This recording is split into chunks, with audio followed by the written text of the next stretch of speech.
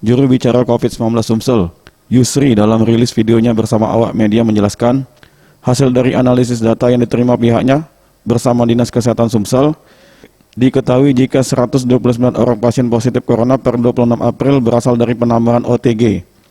Orang tanpa gejala yang ditemukan positif karena mempunyai riwayat kontak erat dengan orang positif sebelumnya.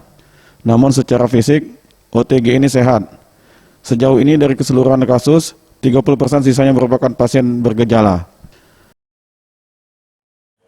Pertama, kami menghimbau ke masyarakat bahwa dari sekian banyak kasus yang orang-orang yang positif ini, 70%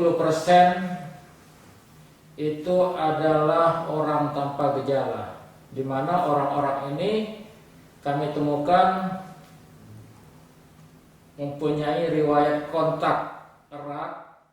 Agar penyebaran kasus positif dari OTG tidak bertambah, Yusri meminta sebaiknya masyarakat harus mentaati anjuran pemerintah, yakni menggunakan masker saat keluar rumah, menghindari keramaian, dan tetap di rumah jika tidak ada kepentingan mendesak. Keseluruhan orang dalam pantauan atau ODP di Sumsel sebanyak 3.446 orang, dengan rincian 2.156 orang selesai pemantauan dan 1.290 orang masih dalam proses pemantauan. Jumlah pasien dengan pengawasan atau PDP yakni sebanyak 164 orang, dengan rincian 94 orang selesai pengawasan, 70 orang lagi masih dalam proses pengawasan. Tim Liputan, Sriwijaya TV.